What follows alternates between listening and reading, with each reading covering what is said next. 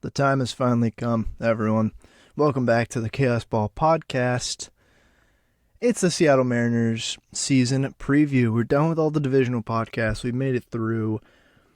This is officially Content Week. I'm dubbing it Content Week. Leading up to the season, just a ferocious effort from myself to get all this stuff out this week, but I'm glad I'm able to do it. And it all leads up to this. The Seattle Mariners season preview. Let's go. Let's get into it. Now, what did the team do last year? Well, they went 90-72.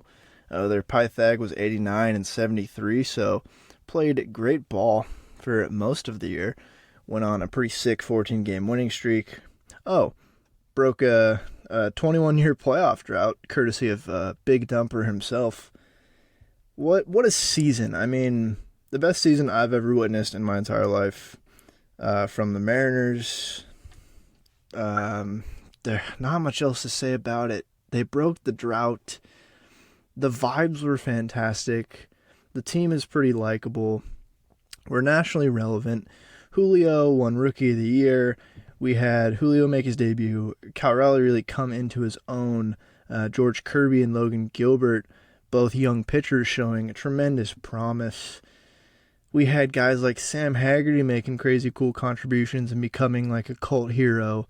The Jesse Winker trade ended up being the Eugenio Suarez trade. We added Luis Castillo at the deadline. Just what a season, what a success. Looking to build on it this year. The vibes were so high going into the offseason. I will say, before anything else, the Mariners are projected in the middle 80s, right around with the Angels at like 85, 84 wins-ish. Low, considering what this team did last year, but also the Mariners have smashed the projections the past few years. This is just a team that's built to do that, the way they're set up. Not only winning run games, courtesy of their bullpen, but just kind of, again, I don't think you can ever discount clubhouse vibes, and this team has vibes off the charts, and that pushes you to an extra couple wins in a season, because the guys are really pulling for each other, playing for themselves, playing for the manager, playing for their teammates. Alongside Scott Service is one of the best vibe curators in the league. He's a pretty decent game manager and has definitely improved, but vibe curator, dad of the clubhouse vibes, he's top 5, at least top 3, honestly. But let's just get into it. What would constitute a success in the 2023 season for the Seattle Mariners? Last year, they break the drought. They win the AL Wildcard Series over the Toronto Blue Jays in dramatic fashion. One of the greatest comeback wins in playoff history. Probably the best game I've ever watched in my entire life. And then promptly got swept in the ALDS by divisional rival and future World Series champion Houston Astros in the most competitive 3-0 sweep of all time. You could make a case the Mariners should have won those 3 games, but no. Razor-thin margins in the playoffs with baseball, man. It was tough to see, but I don't think anyone left this season with their heads, not held high. I mean, it was tough to lose one to the Astros, but they're a better team than the Mariners. It was tough in the manner we lost. Obviously, it was pretty heartbreaking considering those 3 games were pretty winnable. But again, we go into the offseason, heads held high. The vibes are really good. The team, they didn't arrive early per se, but it's not like we were going to go into this offseason and the team, we were going to lose crucial guys. Like, the young core is intact. Ownership and the front office have been pretty committed to having this team win with, trading for Luis Castillo. That's a type of move you do. You trade for the best pitcher available if you're committed to winning. So going into the offseason, the vibes were fantastic. Particularly because the offseason, there were so many hopes of the Mariners spending money. They've ran a pretty low payroll since Dipoto took over. He's cut a lot of the payroll. The rebuild has gone well.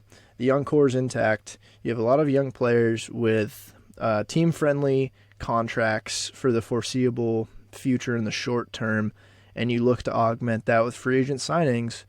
And it's not like the team doesn't have money to spend. They've ran pretty high payrolls in the past, and there's a reasonable expectation they would spend a decent amount of money this season.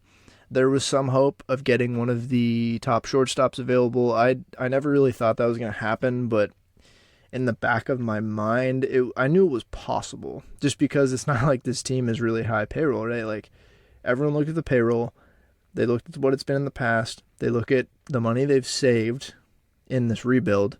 Now's the time to spend, particularly looking forward to the 2024 offseason, which is particularly weak among position players, which the team needs a lot more than pitchers. This offseason, we expected more. Obviously, we all know what happened. Dipoto didn't waste any time improving this team. He traded for Colton Wong, and he traded for... excuse me, I almost just choked thinking about how they did spending money this offseason. They traded for Teoscar Hernandez and Colton Wong pretty much immediately into the offseason. It feels like that happened a freaking long time ago. But immediately, the vibes were even higher. Because, as we know, Jerry Dipoto loves to build his team through trades. Not necessarily free agent signings, but trades. And trading for Colton Wong and Teoscar Hernandez, those guys improve this team. It's at least improve it and at least improve the floor. You lose Mitch Haniger through free agency. Other guys we lost, Carlos Santana, who was midseason acquisition and was pretty pivotal down the stretch for the Mariners, lost him. I thought they should have just re-signed him to, he took one for $8 million or $7 million with the Pirates. Why not give him that? Didn't understand. Matty Boyd, again, a midseason acquisition, went back to the Tigers. Mitch Haniger, Kirk Casale, and Adam Frazier all became free agents. So you kind of had somewhat of a hole in right field. You needed to replace Matt Boyd in the bullpen a little bit with at least another arm. And then Carlos Santana was the backup first baseman and DH. Adam Frazier was your starting second baseman. So those are all positions you needed to fill. Dipoto fills second base almost immediately, flipping Winker and Toro and Joseph Hernandez to the Brewers for Colton Wong. I will say, Jesse Winker's time with the Mariners was what a disappointment. Didn't perform off the field or on the field well. Apparently just not a good clubhouse guy, and surprising they managed to keep the vibes up so high with him in that clubhouse. But I like the Brewers just taking a chance on him. They get a utility infielder who's one of the more good-looking men in the league in Abraham Toro. Jesse Winker, who pretty low risk. He can't be much worse than he was last year. And then Joseph Hernandez, who had a breakout season last year at Everett. Promising young pitcher. I don't know what his outlook is with the Brewers, but he had a breakout last year, and I was looking forward to seeing what he's going to do this year. I'll still follow him because I appreciate what he did in Everett last year. But that was a pretty big trade. You trade for Colton Wong, and he is automatically and instantly an upgrade to Adam Frazier in almost every way. Colton Wong offensively throughout his whole career he's never really been above average at one thing, or he's never been elite at one thing, I should say. He's average or above average in every offensive category, which is pretty nice and stable to have at the second base position. He's maintained a reputation as a Gold Glove second baseman. Last year, his defense really did take a dip. A lot of just random errors and didn't look as great at second base as obviously he had in the past. And guys do, obviously, their defense starts to dip a little bit when they get older, but it's not like Colton Wong's defense has been dipping consistently for a long time. It went just crash down metric-wise last season. But I'm willing to believe that was somewhat of an anomaly because that just doesn't make sense. So I think his defense projects pretty decently again this year, and all the projections say that was somewhat of an anomaly. You can't just take one really, really bad season and put it up against the previous 8 seasons of great second base defense and say he's going to be a bad defender this year. So Colton Wong, also a great vibes guy. Colton Wong, really cool dude. I think it's a culture fit, very much so. Instantly improves his team, provides a lot of stability at second base that we didn't. Adam Frazier played a lot of games and was pretty decent defensively, but the hitting and much else, he wasn't a super valuable player. So that was a great trade right off the bat. And then he makes the trade for Teoscar Hernandez and for Eric Swanson and Adam Macko. Macko, promising young southpaw arm in the system, one of those. A lot of people outside of the Mariners organization probably don't know who he is, but he's been slowly coming along in his development. It seemed like another Mariners pitching development, not gem, but not diamond in the rough either, but just a guy it seemed like they were going to turn into a pretty productive major league pitcher and had done really good work with development-wise. So he goes to the Blue Jays as kind of an upside prospect, along with Eric Swanson, who was fantastic for us last year. Tough to see him go, but the bullpen is a huge strength for this team, and they can afford losing Eric Swanson if it means getting one of the best hitters in the league consistently the past 3-4 years. He's been a very above average hitter, and that's really what he provides. His defense is nothing to write home about. Base running is nothing to write home about. But you can essentially pencil him in for 25 plus homers every single year. He'll be a great impact power bat in the middle of the lineup, something that they were kind of desperately missing last season. And obviously, I love Mitch Haniger, and I'm sad to see him go, but Teoscar Hernandez is an upgrade to Mitch Haniger, especially just with all the injuries Mitch Haniger's had in the past few seasons. And also a culture fit, Teoscar. I think Kolten Wong and Teoscar fit the team's needs on the field, production-wise, and off the field, in the clubhouse. They both seem like super cool dudes who fit in with this team perfectly. Couldn't be happier about that. And then the other trades that Jerry made, he gave up... I forgot to mention Justin Topa, relief pitcher we got with Kolten Wong. He's a relief pitcher. I'm not deep diving into Justin Topa right now. The other notable trade was we had to say goodbye to Kyle Lewis. We flipped him to the Diamondbacks for Cooper Hummel, who's kind of a catcher, first base, outfield utility guy who will probably end up being backup corner outfielder / DH. Switch hitter. His on base numbers look pretty good, and it looks like he has a pretty good approach at the plate. And I'm assuming the Mariners probably saw something and noticed that they could maybe improve his game in some aspects. So that kind of fills the DHE role and kind of not, because I don't want to rely on Cooper Hummel at the DH spot. And it was sad to see Kyle Lewis go. The trades kind of made sense. We don't necessarily need Kyle Lewis on this team anymore. You trade him to the Diamondbacks, who rooting so hard for Kyle Lewis to bounce back. But those lingering knee issues, and I talked about this in the Diamondbacks preview, those lingering knee issues that he had in the draft that made him slide to pick 10 or 12, wherever we got him, kind of started to manifest themselves these past couple of years. And I really hope he can get back to playing consistent baseball. But I really didn't hate this trade because you get a little bit out of what's remaining of Kyle Lewis. And a change of scenery might just help him, because also he's not going to play center field. Maybe you could convince me he could have been the left fielder. He's not going to play right fielder with Teoscar getting traded. I don't know. It was really, really tough to see him go, though, because he really was the first piece of the quote-unquote rebuild, and he won Rookie of the Year 2020 and then just hasn't been the same since. So rooting hard for the man.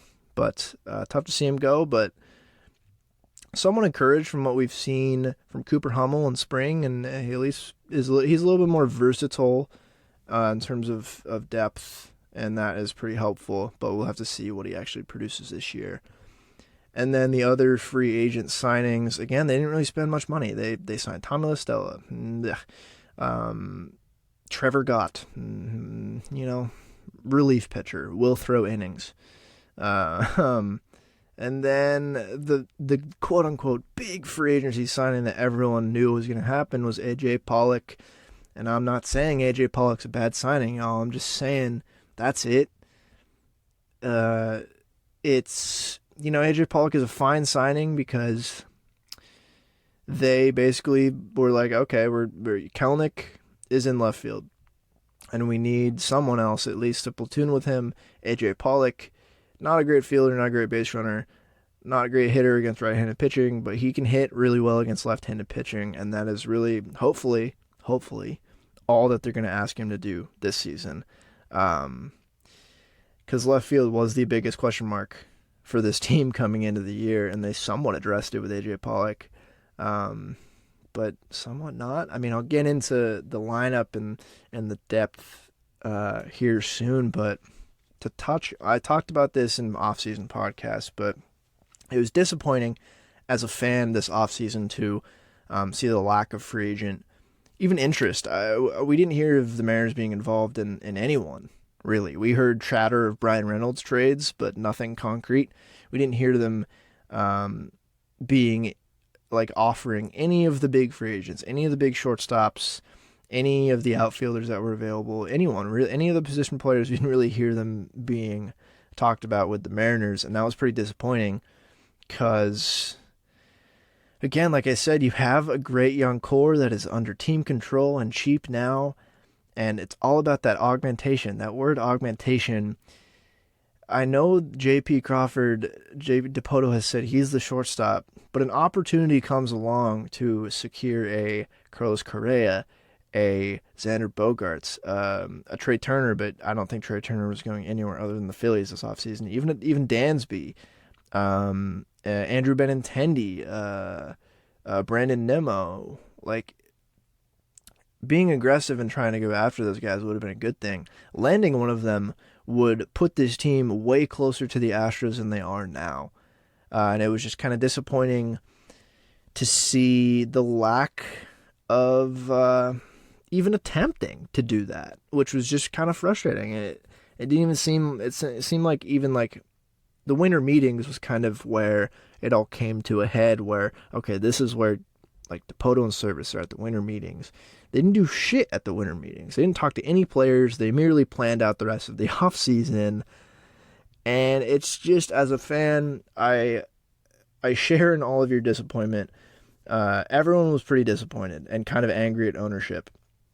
I don't know how much of a say the front office and Dipoto has in spend. Obviously, the final say in spend is John Stanton, the majority owner, and he notoriously, seems to be kind of a cheap owner who is more inclined to line his pockets rather than aggressively try to put a great baseball team on the field.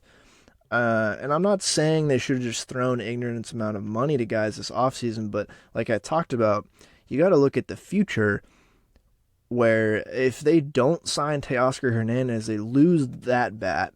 And then looking at the free agent class next season in terms of position players, it pales in comparison to the plethora of options they had this offseason to sign a guy to a long-term deal and have a Xander Bogaerts, Carlos Correa, what have you, in your lineup for the next 10 years. And that's huge. That can propel a team like this to World Series contender rather than, AL wildcard hopeful, because that's what they are right now. They're not close to the Astros. They would have been closer with, a signing or two this offseason. And they didn't not do anything this offseason. Extending Luis Castillo and Julio, Julio during the year and then Luis Castillo, towards the end of the year, those were great moves, and that's committing money to this team. I'm not saying they haven't committed money to the team. Those are fantastic moves that are A+ jobs in my book, is extending both those guys, but would have liked to see a little bit more money thrown at some free agents this offseason, because this lineup, while it is improved from last year, it's still a step below those elite teams at the top of the league. And I'll get into it right now. What is the defense? What's the lineup? What's the pitching staff going to look like this year? We got Tom Murphy is back. Awesome to see Tom Murphy back in spring training, just hitting, looked pretty good. Tom Murphy, he provides a little bit of his value from his bat. He's a good backup catcher, can catch the pitching staff really well. is a psychopath too. That's why we love him. Great to see him back on the diamond, missing all of last year. But as we know, big dumper himself, Cal Raleigh, the starting catcher for this team. And boy, is it nice to have a all-around good catcher for the future and now. Because listen, I'm ask any of my friends, I'm one of the biggest Mike Sannino fans around. But there was always like hope with Mike Sannino. You know, it was always like, man, this guy could hit like 40 bombs in a season and be great defensively. And he was pretty damn good defensively for the Mariners, but the offense never really put it together. Cal Raleigh appears to have put it together offensively. Projects to be top 10 catcher in the league, offense and defense. Obviously has grown quite a good rapport with this pitching staff. Caught them really well all last season. Been steadily improving his defense. The catcher position is pretty set, and then Cooper Hummel can provide a third catcher depth there as well, which is good. I'm sure we'll see him behind the plate a little bit this year, but God willing, Tom Murphy healthy, he'll take the backup role for most of the year. And catcher, pretty not flashy position from the Mariners this year. We know what's going to happen there.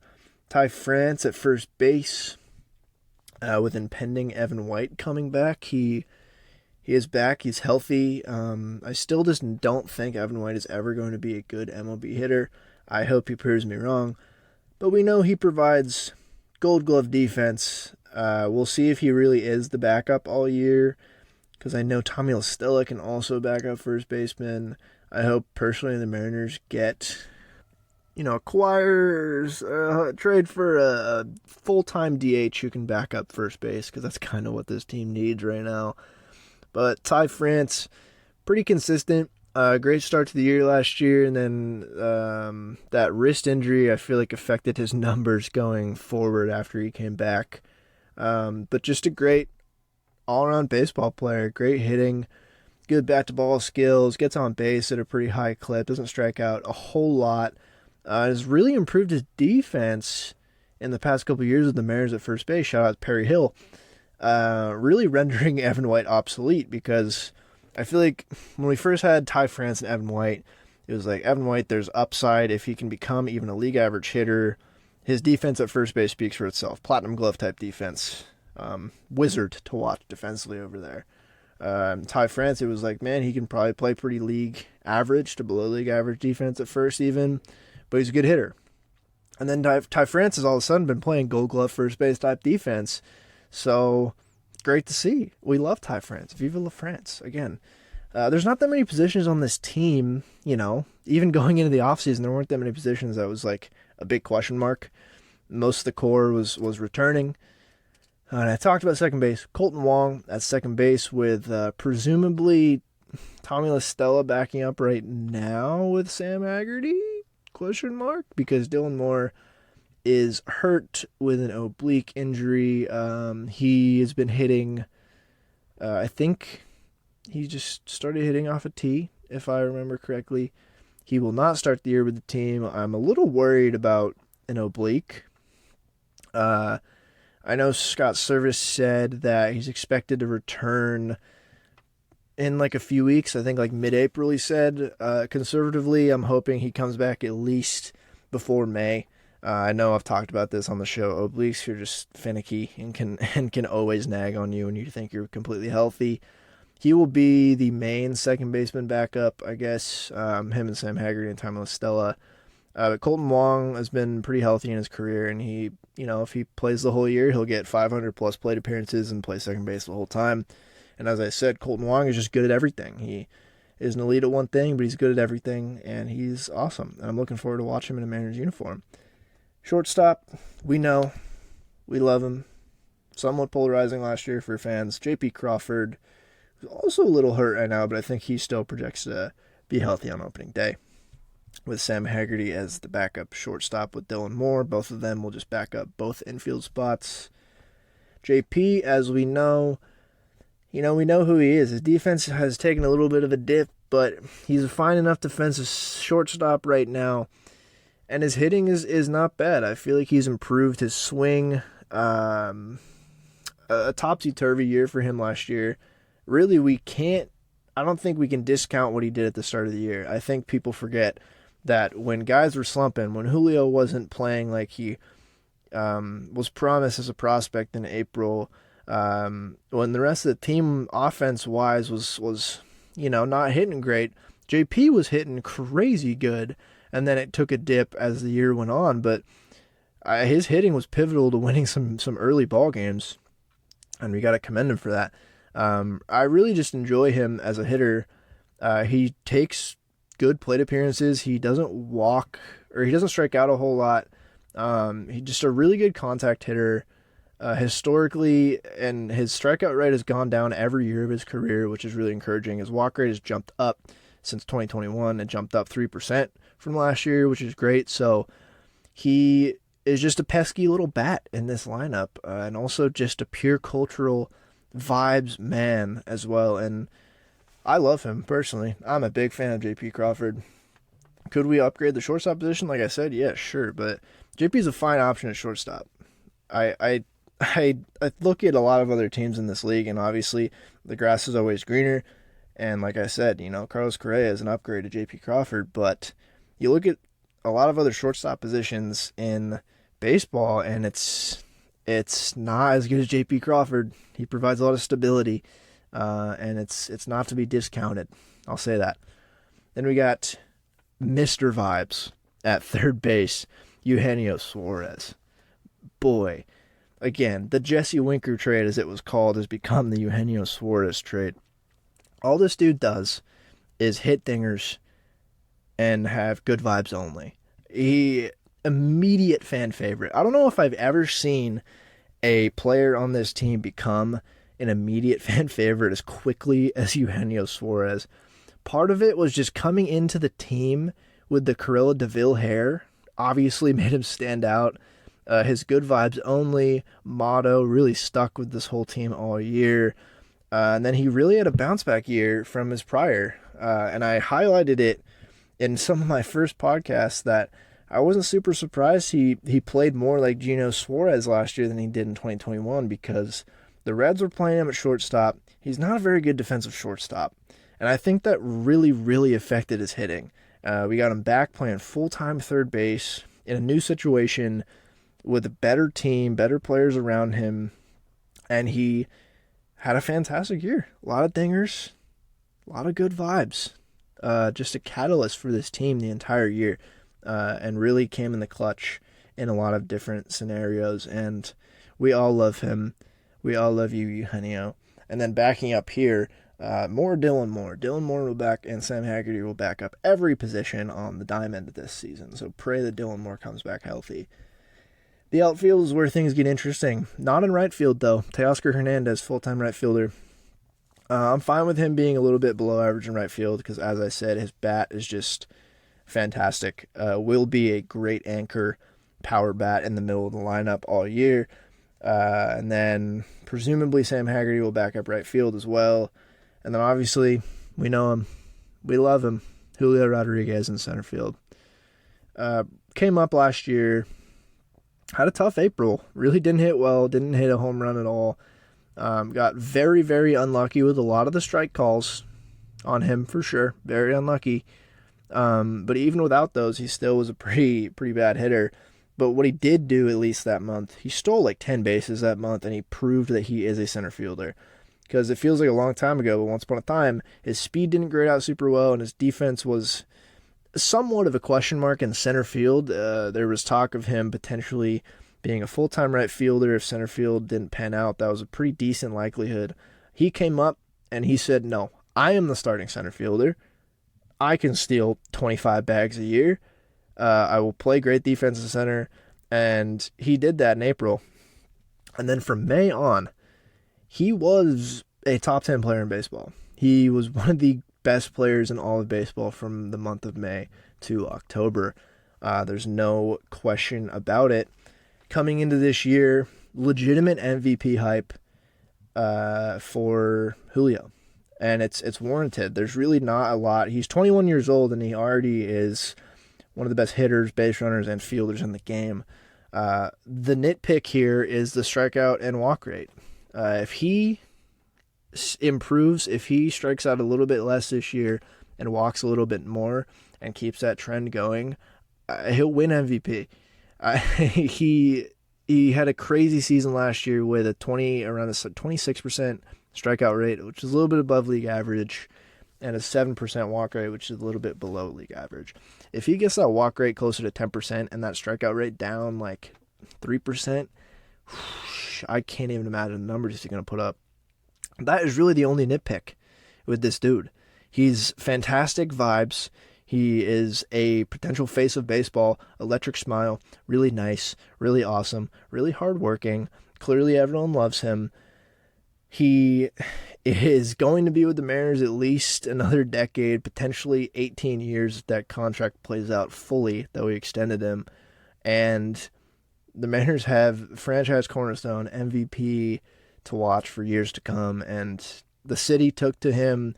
You could see just by the time he was hitting, it felt like every game he did something amazing. And I only look forward to that continuing. Seeing I didn't get to go to a Mariners game in Seattle last year because I was gone a lot of the year and then I moved. But seeing videos of him signing autographs for little kids at Seattle, and seeing videos and seeing people talk about just how many kids in like Julio Rodriguez gear at the Mariners game means so much to the city of Seattle, means so much to the team. They really haven't had, Ichiro, I guess, like Ken Griffey Jr., but recent times there hasn't been like the guy where you say Mariners and it's like, oh, superstar. Julio Rodriguez is a superstar in every sense of the word. And it means like insane amount to all the Mariners fans that he is so committed to the city, and he clearly is. Really, I get emotional talking about thinking about all the little kids in his gear at Mariners games, because that is just what a lovely sight to see that we haven't really seen in Seattle in some time. I could go on and on about this dude, but there's really like, how do you improve on last season? You win MVP. How's he going to win MVP? It's going to be tough, obviously, in the American League. You got Aaron Judge, you got Mike Trout, you got Shohei Ohtani, just to name a few. Really, Jordan, I'm not going to take what Jordan Schusterman said about the Mariners they on their podcast a couple days ago, but like winning the division is what he said it would take Julio to win MVP, and I think it's true. Again, if he cuts back on the strikeouts, walks a little bit more, and largely does what he did from May on last year, and if the Mariners end up winning the division, legitimate case for him winning MVP. But that being said, he's not going to win it over Shohei if Shohei plays a full season anywhere like he did last year. And Aaron Judge is always looming to win MVP as well. But it's amazing, and it's going to be awesome to watch this dude potentially play a full career in a Mariners uniform. And I got to stop myself. There's other players to talk about on this team, because then we get into left field, and that's where things get spicy with this lineup. Left field was the position, the biggest position of question mark coming into the offseason, and still kind of now. I've voiced a lot of my concerns over this and the lack of attention to it, but there's something to be said with sticking with Jared Kelenic is the best thing for him. If, like, maybe all he really needs is the team to really believe in him and more consistent playing time to become the player he's meant to be. I'm very skeptical. Basically, they signed Pollock, and Dipoto came out and said it will be a platoon. It'll be a Kelenic Pollock platoon in left field. I've been very vocal about. It's not like that I dislike Jared Kelenic. I just think going into the year, when you could have improved that left field in one way or another with a proven MLB starter at left field, and they didn't do that, rolling with Kelenic and Pollock as a platoon, although you kind of know what Pollock is, he's really only valuable against left-handed pitchers, you still don't really know what Jared Kelenic is. The the Mariners organization knows a lot more than I do about what he is, of course. I just think it's generally a mistake if you really are wanting to commit to winning a World Series to just automatically, stick him in left field and let him figure it out based on what we've seen from him in the past at the major league level. That being said, what a spring he had. He looked fantastic in spring training, and I don't really put much stock into spring training. I've said that. I don't watch a whole lot of spring training, although I keep up with what guys are doing, but I don't really, a great spring training doesn't translate to a great season in most ways, especially with unproven guys. That being said, obviously his stats and his numbers look great in spring training, but what we all noticed and everyone noticed was his approach looked better, his swing was tweaked a little bit and just looked better than it has. And so I'm confident that he can, at the very least, not be a negative WAR player this year. I'll say that. But I still, there's so much optimism. There's so much pressure on him to succeed. I really hope he does. He really must have been harmed from the 2020 season. He was poised to come up basically that year after 2019 or 2021 even, poised to come up and make an impact. And the stoppage because of COVID, just no training, no working with the coaches, really, I think that really, really hurt his development and might be irreversible. Not to say he won't become a good major league player, but the ceiling on this kid was the sky's the limit. It was it was Julio and Kelenic, two all-stars of the outfield of the future, and Kelenic has not really panned out yet. It's very intriguing. All eyes are on him to start this year, because if that left field is a hole, it's a pretty big one, and they'll need to address it, because that is a big hole in the lineup and in the outfield. But he really has looked good in spring. I'm trying not to get my expectations too high. Just looking forward to seeing what he does. Again, I still will hold my ground on saying not addressing that and letting a Kelenic Pollock platoon be your starting left field for the 2023 Mariners is kind of quitter talk, and they should have done something to address that position free agency wise this offseason, and they could have. They didn't. I think that's a mistake. But that being said, rooting very hard for Jarred Kelenic. Really, what's gonna be the clincher is if he doesn't come out the gate hitting well, and he goes through a little bit of a slump where he's striking out a lot, he's breaking bats and all that. We've seen that from him before. Will he come back from that? That is the clincher, because he'll hit slumps. He'll have slumps this year. It's how he responds to those slumps this season that is crucial for the rest of his career. And I really hope he can put it all together. I think at the very least his fielding, and his fielding will be good. He's got good arm, appears to be pretty well, decent range out there in left field. I am just so wary on that entire position. And then AJ Pollock I talked about. Maybe we'll see a little Cade Marlowe up there at some point this year. Probably see some Haggerty out there, probably some Hummel.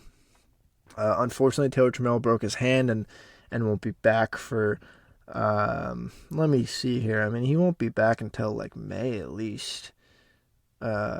Trammell was the other guy with Kelenic that was earned the spot, and then Trammell got hurt, so it was okay, so it's Kelenic's to lose now again. But we'll probably see Trammell back up in the bigs playing that position this year.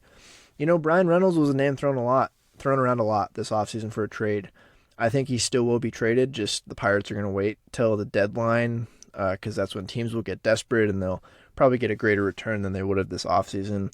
The Mariners will probably be in that mix. I would assume the Mariners would be in that mix, the Yankees, top two teams in the AL, that would probably be in the mix. That if Kelenic's not a great player this season, or even good. If he's good, I don't think they'll do anything.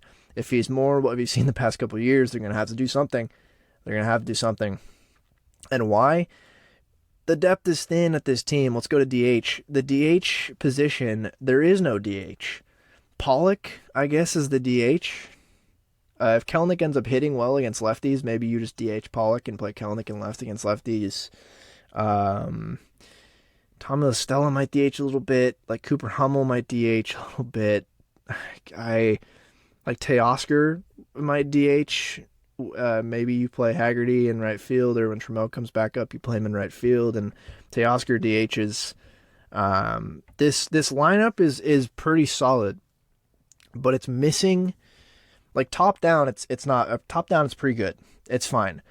It's missing one more big bat. Again, where they could have addressed this offseason, it's missing another all-star caliber bat in this lineup, because you have Julio, who's the all-star caliber bat in this team, and then you have, Kyle Raleigh will hit a lot of home runs, same with Eugenio, but they're not complete offensive players. Teoscar is the same thing. He'll hit for a lot of power and have good at-bats, but he's not, he's going to provide a lot of value, but you can't just pencil him in as an all-star. They need, like Ty France and is a good hitter, but he's not just a bona fide automatic all-star. Same with Colton Wong, same with J.P. Crawford. They needed, and they still need, in my opinion, another big impact bat in this lineup to really be taken seriously as a World Series contender. And it's just not there, and the problem is the depth after that is just bad. Like, Sam Haggerty and Dylan Moore are great utility guys, but after them, you don't really have a backup first baseman. Tommy LaStella is not a good player. I'm not looking forward to watching him play for the Mariners. I'll say that right now, especially with who was available to get. Like the backup, like they have a decent amount of depth at outfielder with guys who can just play outfield. But again, like the DH spot, they need that impact bat who can potentially be a full-time DH, backup first baseman. They don't really have a backup third baseman at all this year. They don't, like, they needed someone, a big slugging, good hitting DH that can fill in at first base or backup third base, backup first or third, full-time DH. They need a guy like that in this lineup. For depth purposes, to round out the lineup as a whole, they need that, and they don't have it, and I'm a little worried about the depth. If injuries happen, I'm worried about this offense plummeting, kind of like it did last year when guys got hurt. And they simply did not do enough to address that this offseason, I don't think. That being said, it's Jerry Dipoto, and trades will happen again. I'm sure we will. He'll make another trade right after I release this podcast. I'm sure they'll address team needs with trades based on how the year's going. But that is my opinion on this lineup. It's still a better lineup than last year with Colton Wong and Teoscar in it, but again, they're missing one more piece. They're missing one more all-star bat in here to really be a great lineup. But then you get to like the huge strength of this team, the starting pitching in the bullpen. You have Luis Castillo, who I just love watching him pitch. He's one of those guys who his stats look good, but when you watch him, it's just amazing to watch him work and pitch through games. Just an awesome pitcher to watch in every sense of the word. There's not even a one thing. It's kind of an intangible, like, man, just watching him pitch is awesome, and it really is.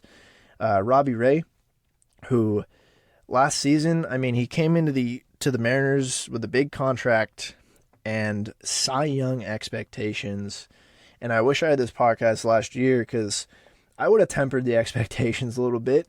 That year was not going to be, he wasn't going to have that year again.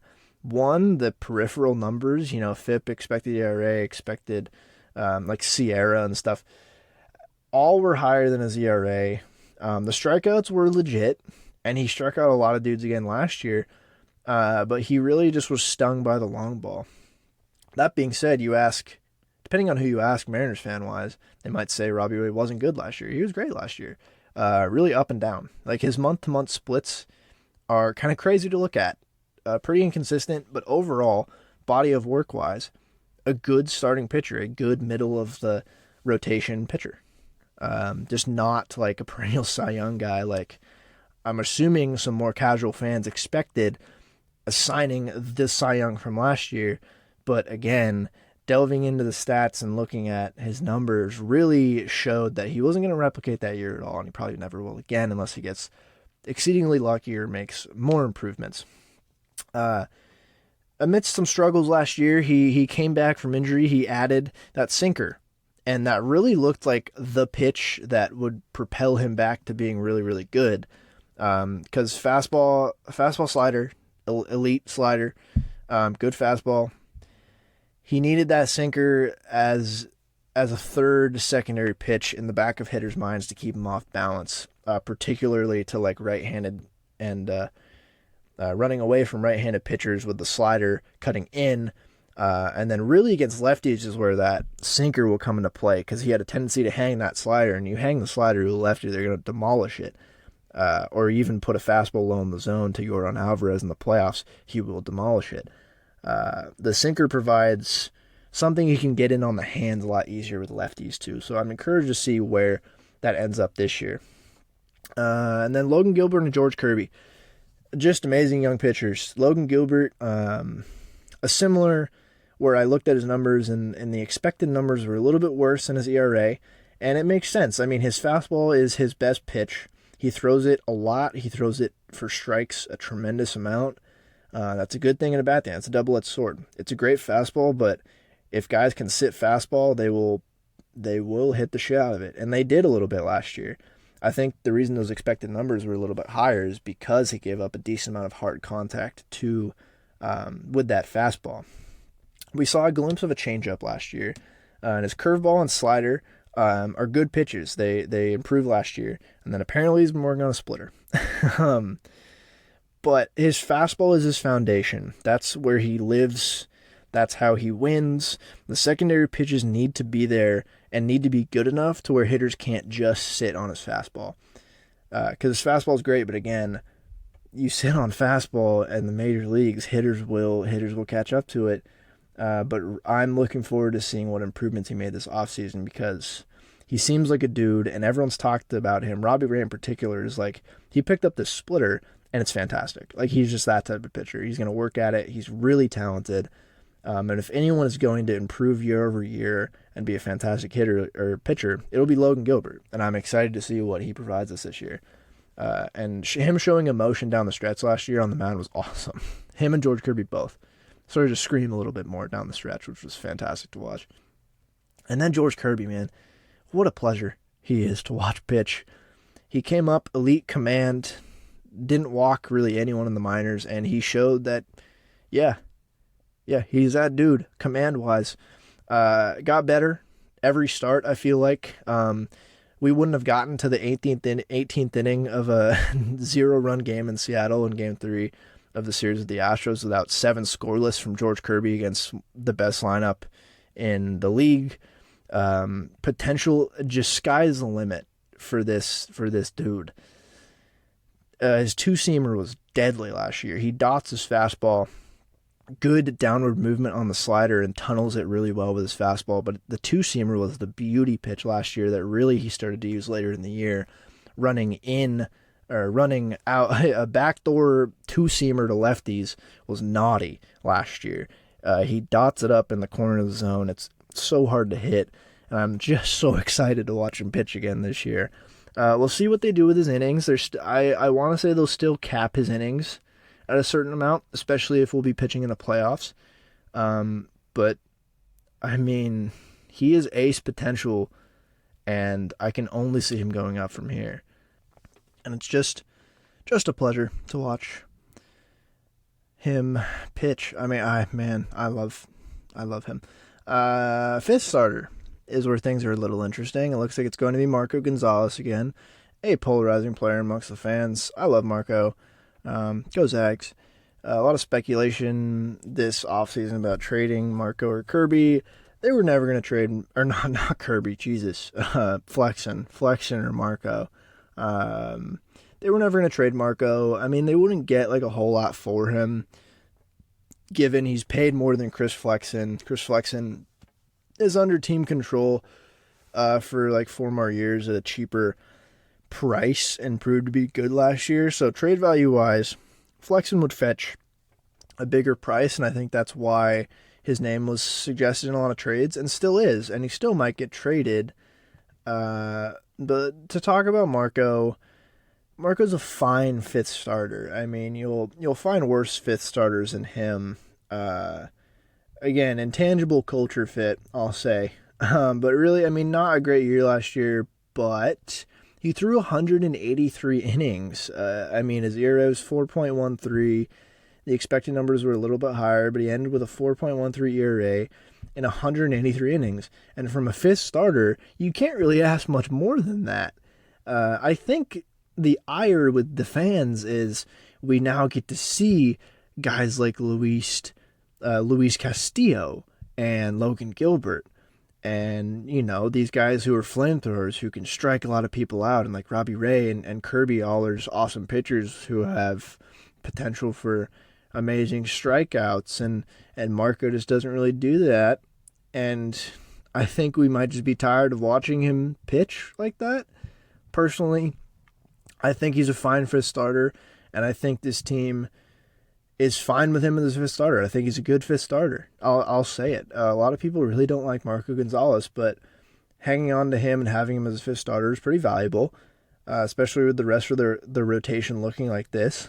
And then with Chris Flexen, I understand why they might trade him because it's a surplus, in the starter position, but holding on to him is also a good idea just because of depth.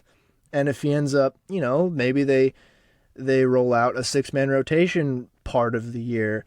If any guy goes down, Flexen's available, and he's a very good, serviceable pitcher to take anyone's place. I really just don't see the point of trading him unless there's a very lucrative trade, like including him in like a trade for Gleyber Torres I've seen recently is enticing. If he's included in like a trade for Brian Reynolds, also, I'd probably part ways, but I just don't think they should be shopping him around because he's very valuable to this team. Both you can just stick him in the bullpen for long relief, and just as a sixth starter, one of the better sixth starters, like probably the best sixth starter in the league. He's just a great depth piece to have and provides a lot of stability in depth in the starting pitchers. So I'm really not worried about the depth here. Because then you have guys in the minor leagues in case any of the other guys go down as well. 3 to 4 names in particular: Taylor Dollard, Emerson Hancock, Bryce Miller, and Brian Wu. Taylor Dollard I'm likely to see more of this year, potentially out of the bullpen. Same with Bryce Miller. He really burst onto the scene last year and proved why he's a top 100 prospect and looked great in spring. And his stuff is just electric, fastball, slider. His stuff would play really well in the bullpen, and I'm imagining, if not as a starter, we'll see him throw some innings out of the bullpen this year. And then Taylor Dollard, Emerson Hancock, we know they've been in the org for a little while. I imagine we'll see them this year. And then also Brian Wu. Everyone in the organization who I've heard talk about him loves Brian Wu. Not a very well-known name, but I think this year is his potentially, not Bryce Miller year, but a year to prove why there's, this offseason and this spring. They've talked so highly about him. So really excited to see what he can do this season as well. And then you get into the bullpen, and it's one of the best bullpens in the league. It's a top 5 bullpen in the league. Paul Sewald, Andres Munoz is your closer, one of the best closers, one of the best closers in the league, hands down. Diego Castillo, Matt Brash, Penn Murphy, Trevor Gott, Matt Festa. This bullpen is deep. This bullpen is really good. Casey Sadler's back this year. He'll start out in the minors, but I'm excited to see him back in the bullpen. Maybe we won't see another 60 innings of no-run baseball again from him, but getting him back is awesome. And then Justin Topa we'll probably see in the bullpen too. Maybe Isaiah Campbell, a minor league guy. And as I said, like Bryce Miller maybe in the bullpen, like Brennan Bernardino, Darren McCowan, like Travis Kuhn, a guy from Arkansas who had a really solid year last year out of the bullpen for them. We'll probably see him up pitching with this team a little bit. His bullpen is just great. Paul Sewald, what a career resurgence he's had. Andres Munoz, there were worries coming into last year about TJ taking the velocity off of his arm. boy, did it not. Pumping 103 mile an hour fastballs last year with his slider, which is his best pitch. Diego Castillo's great. Matt Brash looks so good in the bullpen. Not a good starter last year, but was just fantastic when he made his switch to the bullpen. And then Penn Murphy. Penn Murphy is probably really underrated nationally and even with Mariners fans. He had a great year last year. Similar-ish to Paul Sewald, kind of side army fastball slider, but does it really well. The only hole is a lefty, an impact lefty. Eric Swanson somewhat filled in as that last year because he was really good against left-handed hitting, but they're kind of missing that, lefty specialist out of the bullpen. Not to say they won't add a guy midseason, trading-wise, to be that, but if any bullpen can have predominantly right-handed pitching pitched to lefties all year, to be this bullpen, because like Sewald and Penn Murphy specifically, their side arminess and their slider sweeping in towards lefties can be really, really good against lefty pitching. Similar in that Festa and like Matt Brash, the stuff's just filthy enough to where they might not necessarily need a impact lefty out of the bullpen because it's also just really deep. So I'm not worried about this bullpen at all, and we'll probably see Flexen out there this year too. And really, like, the only guy of this entire staff that I'm really worried about the pitch clock affecting is Diego Castillo, and I think he'll make adjustments and be fine. Because he just fidgets a lot out there on the mound. We know this. But every other pitcher on this team, the bullpen's a little bit unique with how they pitch, but bullpen guys tend to pitch, a lot of them tend to pitch quicker in this bullpen. The starters, too, all of them just work through these games. It's part of the reason why, not only that they're good, it's part of the reason why I love this pitching staff, is they all work pretty quick. They don't really dilly-dally. And I don't see any of them being significantly affected by the pitch clock. Diego Castillo really is the only guy I can see being potentially affected by the pitch clock. Otherwise, I think the rest of the staff is big chillin'. But that is the team. I mean, I talked a little bit about some prospects in terms of a prospect overview. We'll probably see a little Bryce Miller, Emerson Hancock. I don't know if we'll see Brian Wu. And then, the prospects it's a little thin, like in terms of like top 100 guys. We only had two, Harry Ford and Bryce Miller, our top two prospects. And Harry Ford had a great WBC that was really fun to watch. But otherwise, it's not like it's super depleted. It's more just, it makes sense. We don't have a super highly rated farm given the amount of graduations we've had in the past couple of years. And we've traded away, particularly last season, traded away quite a few of our top 30 guys for Major League talent. So it just makes sense. It's a little bit thinner than it has been the past few years, but this team is they're contending now. So it makes sense. And not everyone can be the Dodgers. But really, like, the talent at the top of the system is still really good. And then I also just think the guys in the low minors, the ones who joined the system recently, like within the past year or two, who aren't, on the radar for top 100 right now, I trust the system to develop them pretty well into good players. We've seen it, like Cole Young's our number 3 prospect, drafted him last year. Like Philman Celestin will be, maybe our number 1 prospect after we see him stateside next year, or this season after we see what he does. Like guys like Robert Perez Jr., like Michael Arroyo, like these dudes who were in the complex, like Lazaro Montes, guys in the complex and the lower minors don't really ever make it on the top 100, but I can see in the next 1 to 2 years having more guys in the top 100 just because the top guys are pretty good. There's not a lot of like big talent in like, AAA, AA, close to MLB ready, but the ones in the complexes and then the really low minors, I have a lot of confidence in the team to develop them to be potential top 100 guys. So, coming into the year, low-ranked farm system, but for good reason, and it's nothing to bat an eye at.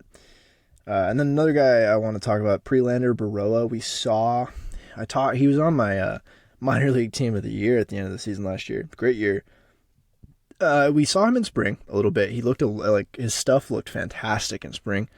So he's another one potentially who could make the jump from Double-A to the majors in terms of a bullpen role, because his stuff just looks nasty and it looks like made for a bullpen role to start out his career, given the clutter at starting pitching right now. But really encouraging to see what we saw from him in spring, and he's the type of guy I'm talking about. He wasn't really on anyone's radars going into last year. We had traded for him middle of the year, and ended the year really strong.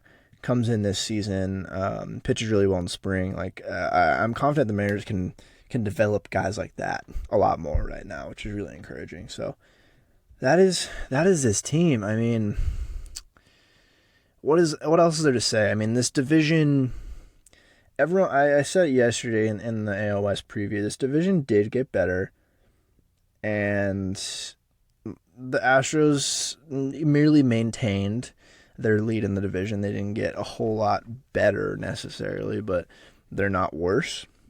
The Angels got better, the Rangers got better, the A's got marginally better, not that matters.